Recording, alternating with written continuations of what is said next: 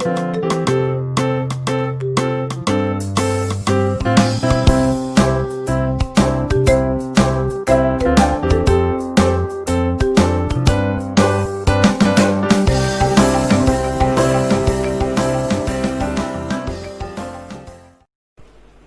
morning dear students, welcome to my next lecture. So in today's lecture, we study chapter number 3 of democratic politics and the chapter name is electoral politics. So basically electoral politics, electoral word is related to election or electors. Who are the electors now? Electors are the nominated person.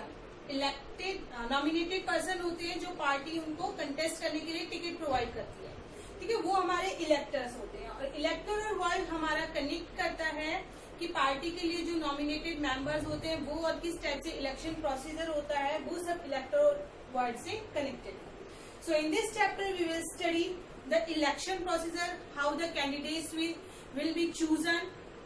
Okay, in this chapter we will study these things. So before start the chapter, first we study some basic terms comes in this chapter. So first term is booth capturing. These all are related to this chapter. So first is booth capturing. So what is booth capturing? Basically booth capturing is supporters or who are the supporters? Supporters जो party जैसे कोई election में खड़ा हुआ है candidate, तो उसको जो सपोर्ट कर रहे हैं, ठीक है, उसके साथ जो खड़े हो रहे हैं, उसको मोटिवेट कर रहे हैं, वो सपोर्टर्स होते हैं। तो पार्टी के जो मेंबर्स होते हैं बेसिकली वो सारे ही सपोर्टर्स होते हैं। तो सपोर्टर्स और हायर्ड मसलमैन, हायर्ड मसलमैन कौन होता है? कि सपोर्टर जो होते हैं, तो पार्टी के मेंबर्स जो होते हैं वो सपोर्टर्स होते हैं और वो किसी मसलमैन को अच्छे मीन्स आपने देखा होगा कई जगह जाते हैं तो बहुत हट्टे कट्टे लोग आप देखते हैं कि वो गन वगैरह लेके उनके साथ चलते रहते हैं, ठीक है ना। तो अच्छी हेल्थ फिजिक वाले पीपल्स को हायर किया जाता है ऑफ अ पार्टी। और कौन हायर करता है उसको? पार्टी हायर करती है। और अ कैंडिडेट, और कैंडिडेट भी उसको हायर कर सकता है। And gain physical control of a polling booth. क्यों हायर किया जाता है उनको? कि बूथ कैप्चरिंग, बूथ कैप्चरिंग से मतलब है बूथ वर्ड एक आया है। बूथ का मीन्स होता है कि जहां पर हम वोटिंग कास्ट करने के लिए जाते हैं, वोट अपने कास्ट करने के लिए जाते हैं, दैट प्लेस इज बूथ, वो पोलिंग बूथ होता है, ठीक है। तो पोलिंग बूथ पे जो पार्टी के सपोर्टर्स होते हैं, लाइक डिफरेंट पार्टी से जो कैंडिडेट खड़े हुए हैं, एक पार्टी के जो सपोर्टर होते हैं वो चाहते हैं कि उन्हीं का कैंडिडेट जो है वो विनर बने। तो वो क्या करते हैं, या तो खुद या फिर किसी मसलमैन को हायर करते हैं किसी भी फिजिकल कंट्रोल करने के लिए, उस एरिया को फिजिकल कंट्रोल करने के लिए। फिजिकल कंट्रोल मीन्स कि वो जिसे चाहते हैं वही आके वोट दे और फाल्स वोट कास्ट करवाते हैं। अपने कुछ पीपल्स को खड़े रखते हैं वो, और जो पीपल जेन्युइन पीपल होते हैं जिनको वोटिंग कास्ट करनी होती है उनको वोट कास्ट नहीं करने दिया जाता है, उनको वहां से भगा दिया जाता है अपने पावर के बेस पे। अपनी पावर के बेस पे उनको वहां से डराया जाता है, धमकाया जाता है और उनको वापस भेज दिया जाता है और उस एरिया में वो फाल्स वोट डालते हैं।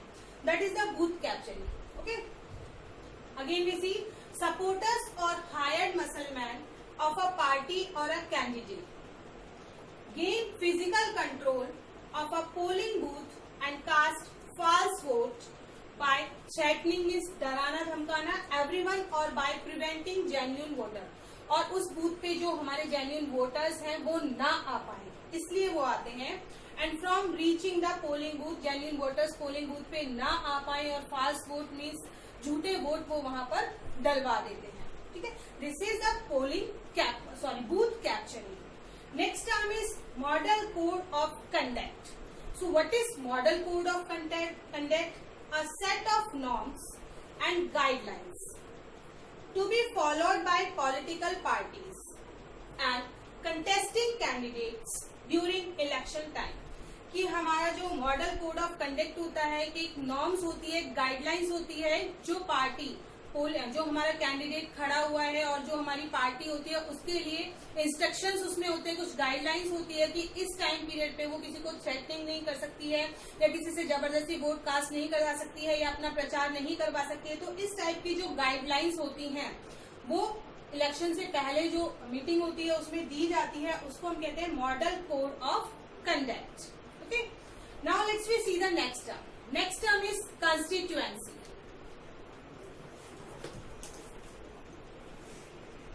So next term is constituency. So constituency means voters in a geographical area, means a particular area, who elect a representative to be a legislative body. कि legislative body के लिए जिस particular area से हम vote cast करते हैं वो particular area होता है constituency. उस MLA के लिए वो एरिया उसकी कंस्टिट्यूएंसी होता है जिस पर्टिकुलर एरिया से उसके लिए वोटिंग की जाती है. लाइक अलवर में जो वोटिंग की जाती है, जो हमारे MLAs इलेक्ट होते हैं, तो 200 सीट्स हैं, तो उन सभी के अपने अपने कंस्टिट्यूएंसीज हैं, अपना अपना एक एरिया है. तो that is the constituency. Next one is incumbent. Incumbent. So incumbent, the current holder of a political party or political office, usually the choice for the voters in election is between the incumbent party or candidate and those who oppose them.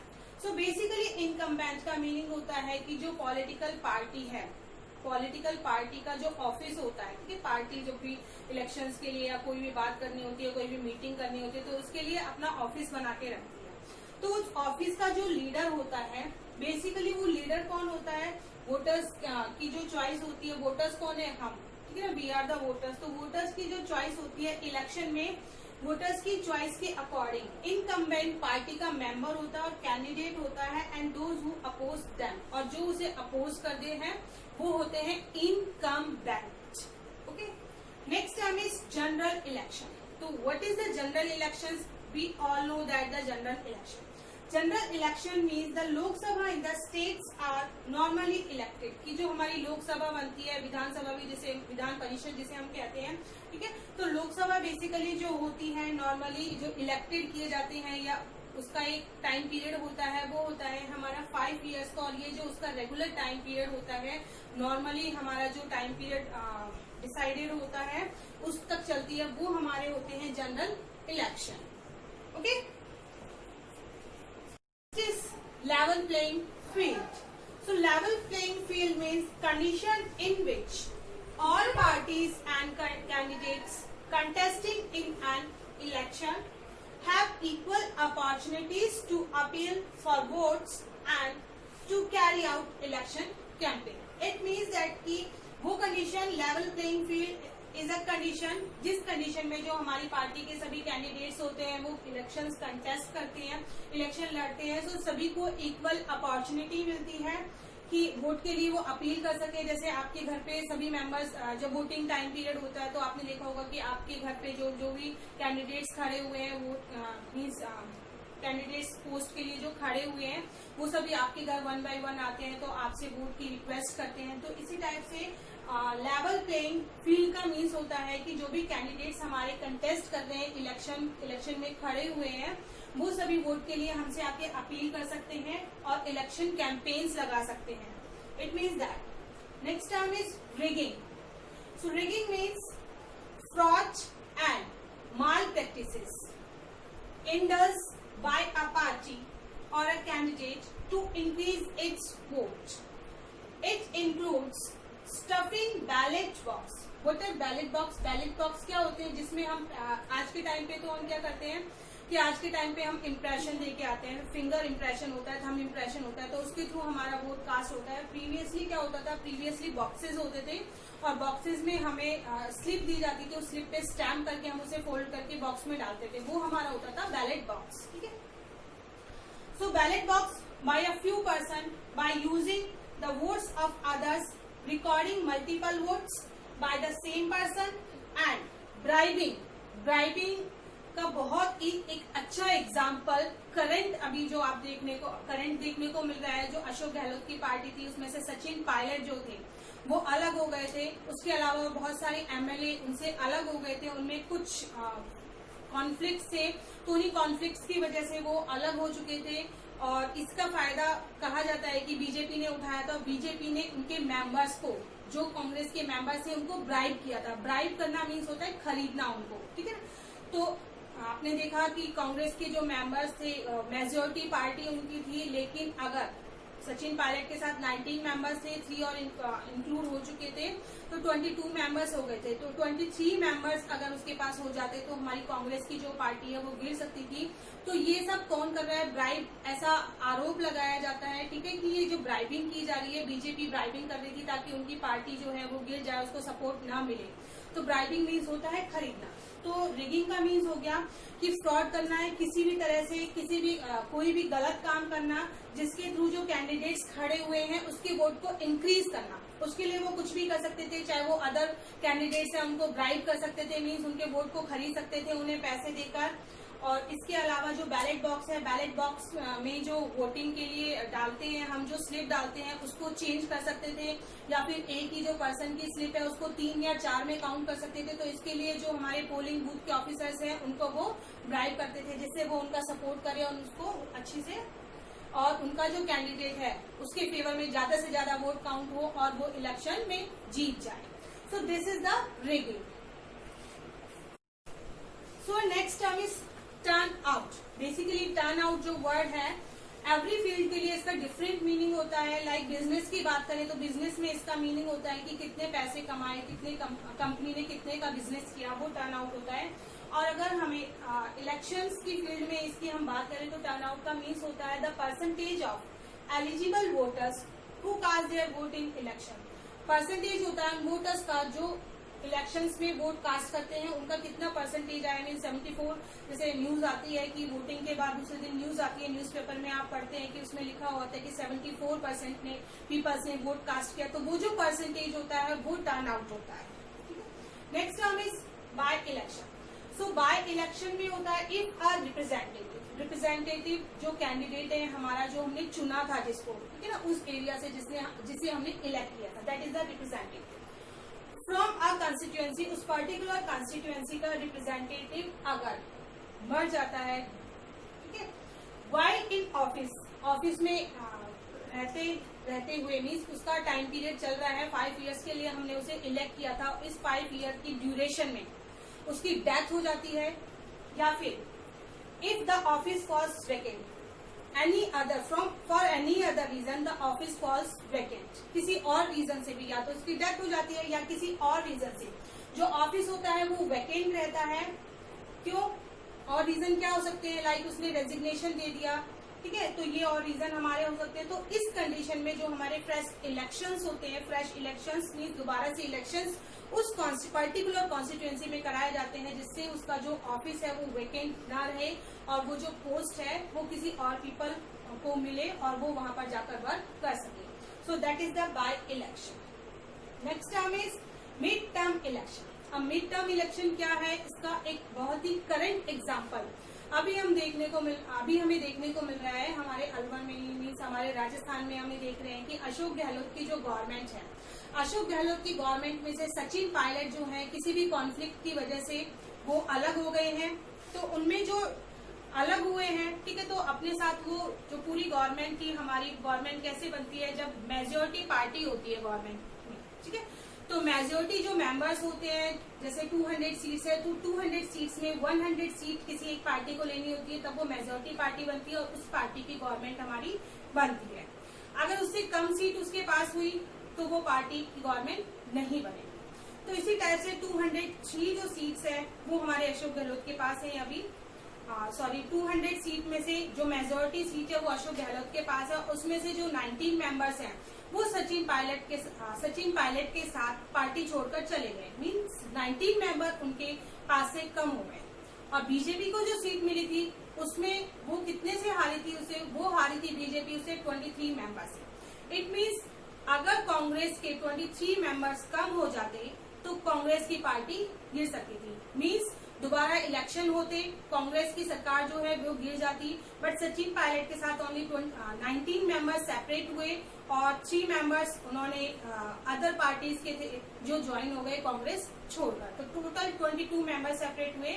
If the members are 23, अगर members 23 हो जाते या उससे ज्यादा हो जाते तो मे भी हमें ये सिचुएशन हमारे राजस्थान में देखने को मिलती कि जो कांग्रेस की गवर्नमेंट है वो गिर गई है और हमारे राजस्थान में दोबारा से इलेक्शन होते।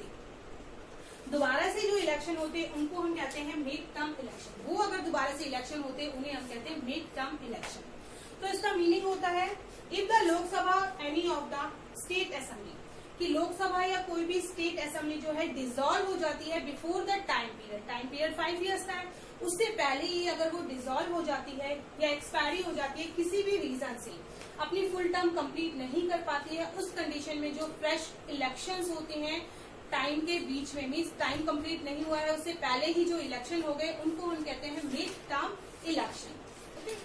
Now next term is election commission. So election commission basically the entire process of election, की जो इलेक्शन का एंटायर प्रोसेस होता है कि किस टाइप से इलेक्शंस कंडक्ट कराने हैं, कैसे उनको सुपरवाइज कराना है, कहाँ पोलिंग बूथ्स लगाने हैं, कितने कैंडिडेट्स उसको मैनेज करने के लिए चाहिए, तो ये जो पूरा एडमिनिस्ट्रेशन वर्क जो करती है वो हमारा करता है election commission. Like in your school में आप देखते हैं कि जब आपके एग्जाम होते हैं तो एग्जामिनेशन सेल के जो मेंबर्स होते हैं या सुपरवाइजर होते हैं वो ये चीज श्योर करते हैं कि प्रॉपर सीट्स आपको मिले और उसके बैठने के लिए आपको प्रॉपर सीट्स मिले, उसके बाद लिखने के लिए शीट्स आपको टाइम पे प्रोवाइड हो, अगर आपको मैप की नीड है, ग्राफ की नीड है, वो आपको प्रोवाइड हो, टाइम जो आपका लिमिटेड है कैसे उस टाइम को मैनेज करना है, उसके बाद शीट्स का कलेक्शन कैसे करना है, उनको सेफली कैसे रखना है, काउंट करना है। तो ये सारी जो ड्यूटी होती है स्कूल में किसकी होती है, जो एग्जामिनेशन डिपार्टमेंट में होता है। इसी तरह से हमारे इलेक्शन जो कमिश्नर होता है उसकी ड्यूटी होती है कि इन सभी जो इलेक्शन में कहाँ पोलिंग बूथ लगवाने हैं, कितने पोलिंग बूथ की नीड है, सुपरवाइज कैसे करना है, जिससे फॉल्स चीटिंग मीन्स चीटिंग ना हो, कोई जबरदस्ती किसी से वोट ना डलवा सके। तो ये सब चीजें जो मैनेज करता है वो हमारा करता है election commission. So next term is elections. Election word जो है इससे आप सभी फैमिलियर हैं। What is election? Election is a basically mechanism, एक सिस्टम है जिसके थ्रू हम अपने रिप्रेजेंटेटिव्स को चूज करते हैं।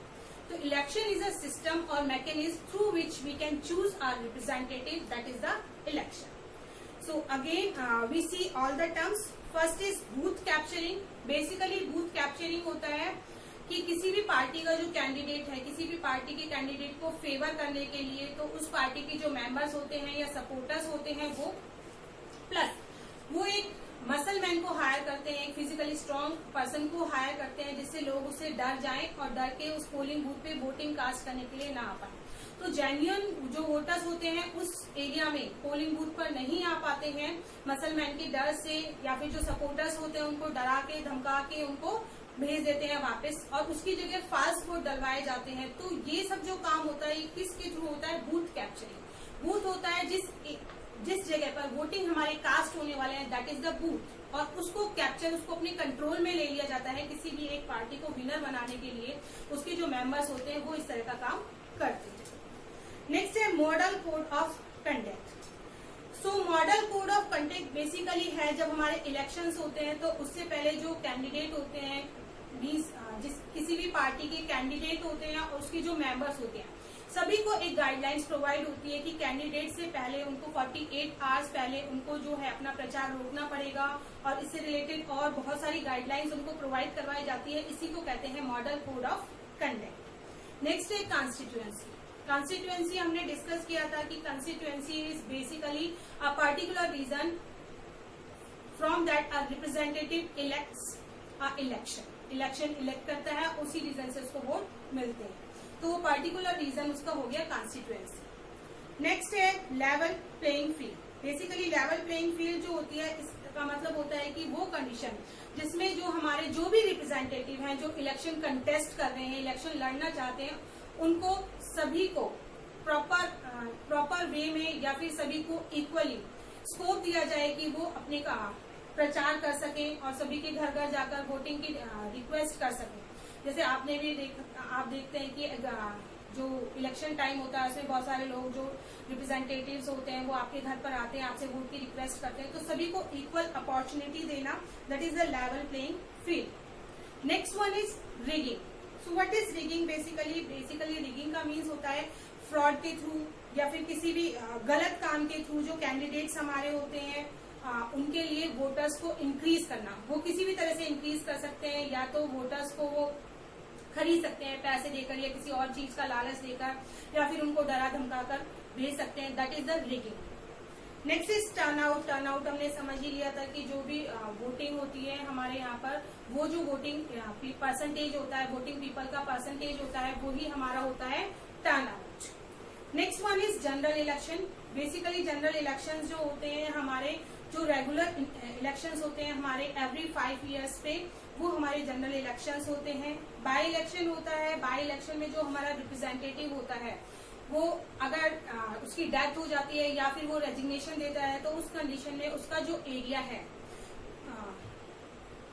उसका जो एरिया है जिसका वो रिप्रेजेंटेटिव है, वो एरिया वेकेंट हो जाता है या वो ऑफिस वेकेंट हो जाता है, तो उस कंडीशन में हमारे न्यू इलेक्शन या फ्रेश इलेक्शंस करवाए जाते हैं, उनको कहते हैं by election.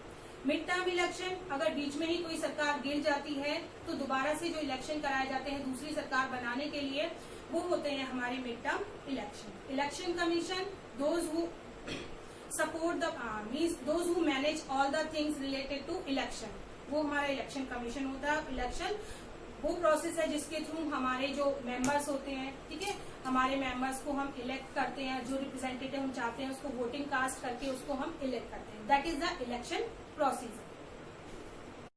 So let's we start our chapter. So in chapter 1, कि चैप्टर 1 जो हमने पढ़ा था उसमें हमने देखा था कि डेमोक्रेसी क्या होती है, ठीक है। तो डेमोक्रेसी के बिना जो हमारी गवर्नमेंट है डायरेक्टली जो है रूल नहीं कर सकती है। And the most form of democracy in our time is for people to govern through. Most form जो होती है डेमोक्रेसी की, मोस्ट कॉमन फॉर्म जो होती है डेमोक्रेसी की, उसमें जो हमारे होते हैं रिप्रेजेंटेटिव के थ्रू हमारी गवर्नमेंट वर्क करती है, रूल करती है। And in this chapter we can see how these representatives elected. तो फर्स्ट चैप्टर में हमने क्या देखा कि फर्स्ट चैप्टर में हमने देखा कि जो हमारे रिप्रेजेंटेटिव्स होते हैं उनके थ्रू हमारी जो गवर्नमेंट है वो हम पर रूल करती है, हमारी वेलफेयर के लिए जो वर्क होते हैं वो करती है। इस चैप्टर में हम देखेंगे वो जो रिप्रेजेंटेटिव्स होते हैं कैसे उनको इलेक्ट किया जाता है, कैसे वो चूज किए जाते हैं। So we begin with understanding why elections are necessary. पहले हम स्टार्ट करते हैं, बिगनिंग इसकी करते हैं कि हमारा जो फर्स्ट टॉपिक है दैट इज व्हाई इलेक्शन, कि इलेक्शन क्यों कंपलसरी है, कि जो हमारे रिप्रेजेंटेटिव होते हैं विदाउट इलेक्शन भी तो हम मेजोरिटी से चुन सकते हैं कि इसको रिप्रेजेंटेटिव बना दिया जाए या इसको रिप्रेजेंटेटिव बना दिया जाए, फिर भी जो इलेक्शंस होते हैं क्यों होते हैं। So when then go and ask what makes election democratic, और कौन से इलेक्शन है जिनके थ्रू डेमोक्रेटिक गवर्नमेंट बनती है, क्योंकि non democratic government first chapter में हमने ये भी देखा था कि जिन रीजन्स में या जिन कंट्रीज में नॉन डेमोक्रेटिक गवर्नमेंट होती है वहां भी इलेक्शन होते हैं। तो किस टाइप के इलेक्शन होने चाहिए जिसके थ्रू हमारी डेमोक्रेटिक गवर्नमेंट बने। और बाकी जो चैप्टर्स हैं हमारे इलेक्शंस इन इंडिया, जो इलेक्शंस हैं वो दिस यार्डस्टिक एक स्पेशल टर्म यूज की गई है कंपैरिजन करने के लिए कि जो बाकी कंट्रीज में जो डेमोक्रेटिक फॉर्म है गवर्नमेंट की, हमारी कंट्री में जो डेमोक्रेटिक फॉर्म है, इसमें भी डिफरेंस हमने अपने फर्स्ट चैप्टर में देखा था। तो क्या डिफरेंस होते हैं हमारे फर्स्ट चैप्टर में, जो कंस्टिट्यूएंसीज होती है, ठीक है, वो कंस्टिट्यूएंसीज हमने अभी डिस्कस किया था कि पर्टिकुलर रीजन होता है जिससे जो हमारा रिप्रेजेंटेटिव होता है वो इलेक्शन लड़ता है, वो उसका रीजन होता है, वो उसकी कंस्टिट्यूएंसी होती है। तो कितनी कंस्टिट्यूएंसी हमारे यहाँ पर होनी चाहिए, किस तरह के इलेक्शंस यहाँ पर होने चाहिए और कैसे वो कंस्टिट्यूएंसीज क्रिएट की जाती हैं, हमारे जो मेंबर्स हैं जो कैसे हमारे इलेक्शंस लड़ते हैं, कैसे टर्नआउट होता है उनका, जो इलेक्शंस होते हैं कैसे फ्री एंड फेयर हो पाते हैं हमारे डेमोक्रेसी गवर्नमेंट में, ये सब हम इस चैप्टर में पढ़ने वाले हैं। So let's start with by election. By election से हम स्टार्ट करते हैं। Assembly election in Haryana. So they have given in your NCERT book one example is given, एक एग्जाम्पल दिया हुआ है हरियाणा का कि हरियाणा में जो इलेक्शन हुए थे उसके बाद the time is after midnight, कि मिडनाइट का टाइम था और एक्सपेक्टेंट क्राउड, जो हमें एक्सपेक्ट था कि इतना क्राउड होना चाहिए, वो वहां पर 5 आवर्स से बैठा हुआ था चौक पे, वेट कर रहा था। किसका वेट किया जा रहा था? उनके लीडर का वेट किया जा रहा था। एंड द ऑर्गेनाइजर्स जो ऑर्गेनाइज कर रहे थे उस जगह उसकी मीटिंग को, जो लीडर की मीटिंग को ऑर्गेनाइजर्स जो थे उस क्राउड को मैनेज कर रहे थे। और क्राउड जैसे ही कोई व्हीकल आता है, जैसे ही कोई गाड़ी वहां पर आके रुकती, जो क्राउड है एकदम से खड़ा हो जाता और देखने लगता कि कहीं हमारा लीडर तो नहीं आ गया है। तो किसका वो वेट कर रहे थे? बेसिकली वो वेट कर रहे थे मिस्टर देवीलाल। मिस्टर देवीलाल जो थे हरियाणा संघर्ष समिति के मेंबर थे। ये जो आपकी एनसीईआरटी में जो आपके चैप्टर्स इंक्लूड किए गए हैं बेसिकली ये बहुत टाइम पीरियड से सेम चैप्टर्स हमारे चले आ रहे हैं, इसलिए इसमें जो डाटा है बेसिकली वो थोड़ा सा ओल्ड डाटा है, मीन्स पुराना हो चुका है डाटा। करंट में जो हमारे देवीलाल हैं, मिस्टर देवीलाल हैं, उनकी डेथ हो चुकी है। 85 ईयर्स की एज में उनकी डेथ हो गई थी। 6 अप्रैल 2001 में उनकी डेथ हो गई। ठीक है, तो यहाँ पर ये उनकी पुरानी बात कर रहे हैं, तो उसके अकॉर्डिंग ये न्यू टॉपिक है। ठीक है ना, पहले के टाइम पे 10 ईयर्स बिफोर जब ये बुक प्रिंट हुई थी, तो उस टाइम पीरियड की ये बात है। तो मिस्टर देवीलाल जो थे चीफ लीडर थे हरियाणा संघर्ष समिति के, and who was address meeting, और करनाल में वो मीटिंग लेने वाले थे थर्सडे नाइट को। उस टाइम वो 76 ईयर्स के थे, बहुत बिजी पर्सन थे, और उनका जो डे स्टार्ट हुआ था that is 8 AM, and before day जो स्टार्ट होता था नॉर्मली कि 8 AM वो घर से बाहर निकलते थे, और 11 AM मीन्स 11 PM को वो घर में घुसते थे। सुबह मॉर्निंग में निकल जाते थे और रात को वो घर में घुसते थे। तो वो क्या करते थे, बेसिकली जगह जगह पर जाकर मीटिंग्स लेते थे।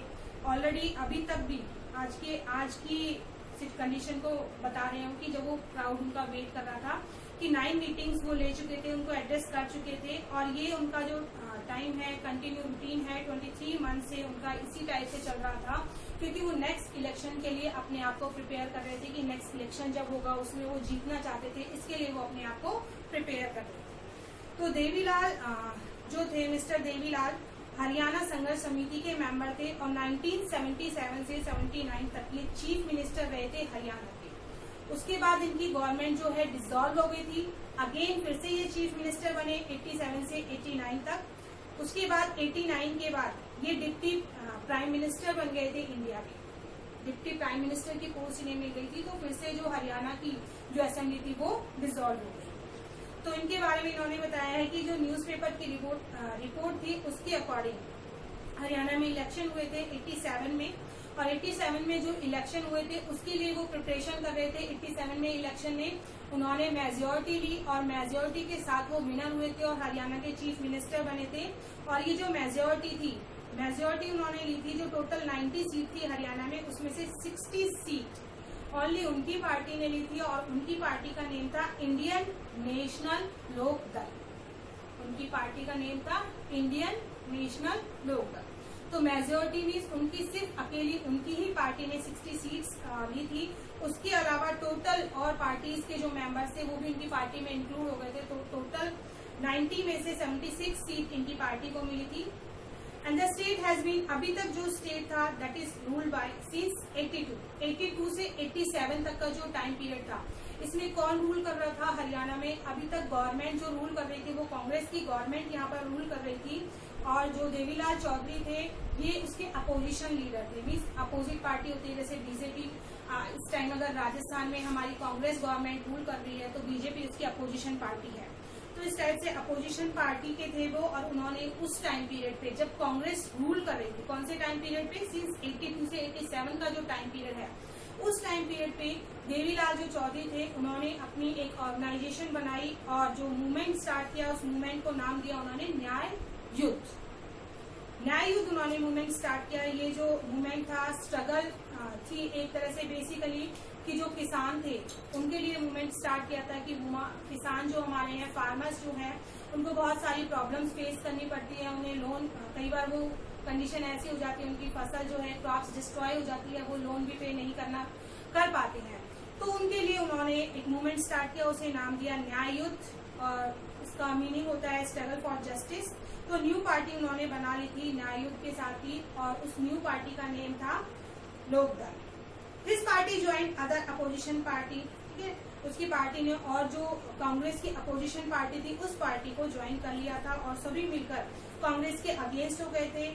तो इसी सीरीज में जो देवीलाल थे वो कैंपेन करते थे, जगह जगह पर जाकर बहुत सारी मीटिंग्स करते थे, एड्रेस करते थे लोग को, और इलेक्शन को जीतने के लिए उन्होंने कुछ ट्रिक्स भी यूज की थी। लाइक उन्होंने प्रॉमिस किया था कि अगर उनकी गवर्नमेंट लीड में आती है, मीन्स अगर वो चूज किए जाते हैं या वो लीडर बन जाते हैं, तो वो जो है लोन्स, फार्मर के ऊपर जो भी लोन है उसे माफ कर देंगे। उसके अलावा जो स्मॉल बिजनेसमैन है जो लोन्स चुकाने में कैपेबल नहीं है, उनके लोन को भी माफ कर देंगे। उन्होंने इस टाइप का प्रॉमिस इलेक्शन से पहले किया था सभी जगह जाकर।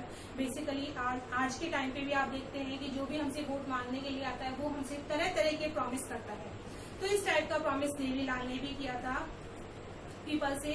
और पीपल जो थे उस टाइम पे जब कांग्रेस का रूल था, पीपल भी एक टाइम पीरियड बाद हम भी सोचते हैं कि अरे गवर्नमेंट तो हमारे लिए कुछ कर ही नहीं रही है, तो इसे चेंज कर देना चाहिए। तो पीपल भी फ्रस्ट्रेटेड हो चुके थे गवर्नमेंट से, वो भी चाहते थे कि उनकी गवर्नमेंट चेंज हो। So when the elections were held they voted overwhelmingly.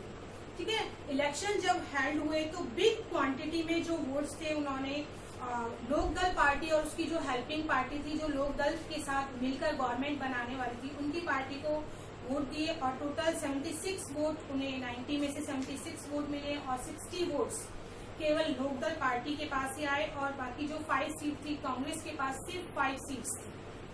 तो देखिए कितना बड़ा ड्रास्टिक चेंज हुआ कि अभी तक जो 6 ईयर से या 7 ईयर से जो हमारी कांग्रेस रूल कर रही थी उसके सामने देवीलाल आए, उन्होंने अपनी एक पार्टी बनाई, बाकी सपोर्टर्स की हेल्प ली और कांग्रेस को सिर्फ 90 में से 5 सीट्स मिली। So once the election result were announced, जब इलेक्शन के रिजल्ट अनाउंस हुए तो चीफ मिनिस्टर ने, जो पुराने चीफ मिनिस्टर होते हैं तो उनको रिजाइन देना पड़ता है, तो पुराने चीफ मिनिस्टर ने रिजाइन दे दिया and the newly elected member, जो न्यूली इलेक्टेड मेंबर्स थे लेजिस्लेटिव असेंबली के, जिन्हें हम एमएलए कहते हैं, जैसे देवीलाल बने थे जो हमारे, सो देवीलाल एज देयर लीडर बन चुके थे। हमारे गवर्नर, जो हमारा गवर्नर होता है वो उसको पोस्ट के लिए इनवाइट करता है। गवर्नमेंट बेसिकली जो होता है प्रेसिडेंट के द्वारा अपॉइंट किया जाता है, नॉमिनेटेड पीपल होता है, तो गवर्नमेंट उसको इनवाइट करता है उसको पोस्ट लेने के लिए। तो देवीलाल को इनवाइट किया गया गवर्नमेंट की साइड से and 3 days after the election results were declared, 3 days बाद इलेक्शन के रिजल्ट्स डिक्लेयर हुए तो देवीलाल जो है हमारे चीफ मिनिस्टर बने। और जैसे ही वो चीफ मिनिस्टर बने, उनकी जो गवर्नमेंट थी, उनकी गवर्नमेंट ने जो प्रॉमिस किया था या गवर्नमेंट में आने से पहले उन्होंने जो प्रॉमिस किया था कि जो स्मॉल बिजनेसमैन हैं या जो फार्मर्स हैं उनके लोन्स जो हैं वो माफ कर दिए जाएंगे, तो उनके लोन उन्होंने माफ कर दिए और जो छोटे मोटे लेबर्स थे, एग्रीकल्चरल लेबर्स थे, उनके लोन उन्होंने माफ कर दिए और उनकी पार्टी ने फिर 4 years तक रूल किया। और नेक्स्ट इलेक्शंस हुए हमारी 1991 में, लेकिन उसके अलावा उनकी पार्टी ने कुछ ज्यादा काम नहीं किया। इसकी वजह से नेक्स्ट इलेक्शन में जब 1991 में इलेक्शन हुए, उनकी पार्टी को हार का सामना करना पड़ा। So thank you and have a nice day.